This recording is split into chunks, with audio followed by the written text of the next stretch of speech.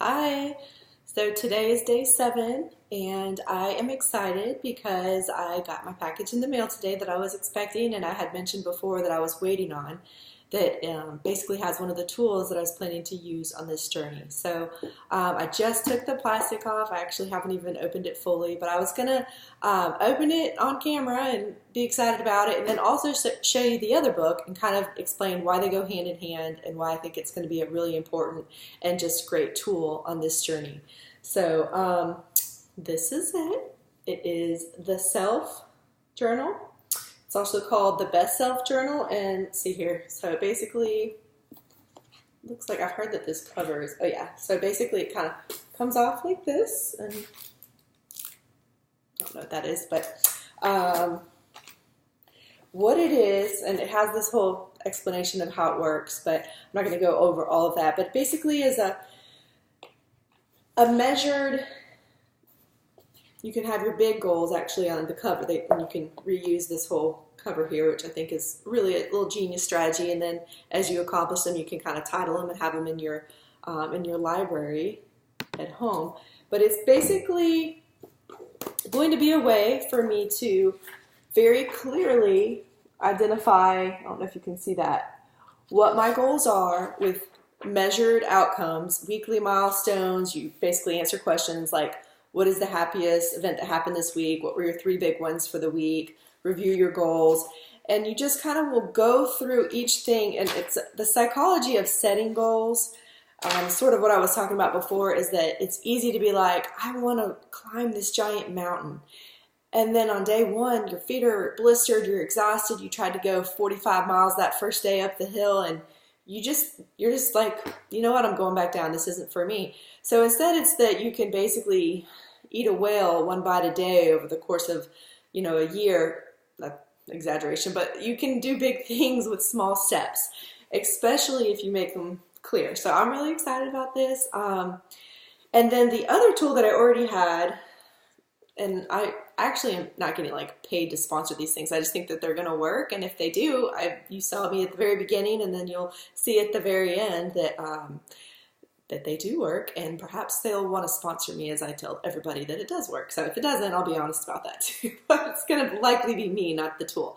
So this is the other book. It's called The Desire Map, and I was in Barnes & Noble one day and just kind of felt drawn to it. The girl's name is actually also Danielle Laporte, or Laporte, I'm not sure how you pronounce it, but this is really, I thought, very genius. So she basically talks about making her goals based on feelings, like how you want to feel. So instead of saying, I would really like to live in a larger house by next year, or buy this car, or I would like to, finish grad school, or have lost 20 pounds. Those are all goals that are awesome and manageable and things that you can accomplish. But she said, what do I want to feel like next year?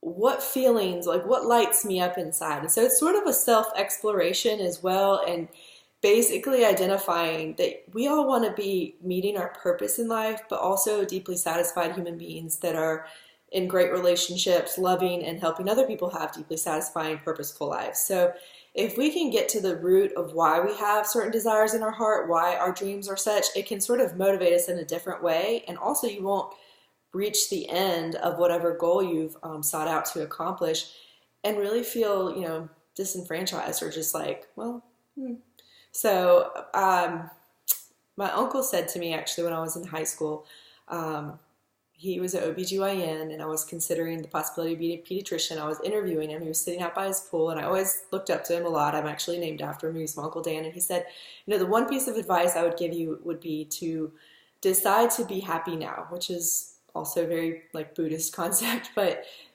he said, I used to put off gratification till after I finished high school, or when I get this scholarship, and when I'm in college, or then when I go to med school, or when I'm working in my career, or when I'm married, or when I have kids, and it's always this sort of like, when I accomplish this goal, I'll be happy. I think it's important to learn about ourselves, evaluate ourselves, and discover that happiness and contentment and those feelings that we all are desiring, and that we sometimes think that something external will give us, are really something that we can have now. And so taking stock of where you're already really doing well in life is important, and being grateful, and then saying, hey, I really want to feel more contented in my interpersonal relationships with people of the opposite sex in the future. So that would be, and why do I want to feel that way? And then make a goal based on that, what you're going to do. That's one example. Or I really want to be more of a leader at work, because I feel like that I would be more satisfied if I recognize those meeting my potential in that way. So it's sort of like a map to get you to figure out the way you feel now, the way you'd like to feel in the future, what things you can improve. So that, combined with actually using the daily measure of if I'm meeting my goals, I feel like is going to be very, very helpful. So one other thing that I am in the process of doing, I mean, you can do this in the course of a weekend, just like figure out what your desires are, what your goals are, and do imagery as far as trying to picture your future life. That is an exercise that a lot of like very successful CEOs have done, is they say, well, what do I want my company to look like in 3 years? And then they go all the way through every single thing that they want to be, in their company, and they name it exactly as they want it. And they don't limit it to, can I do this by next year? But say in 3 years, you might pick bigger goals than you would if it was like next month. But at the same time, then you just start going about that with that vision in mind, with small bite-sized chunks.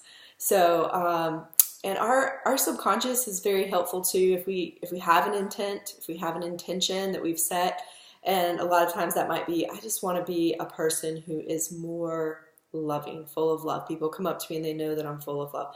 That is an intention. But if you say, I want my life to look like this, and you get real specific with what you see in your future, what you want your relationships to be like actually picture yourself living your life 3 years in the future.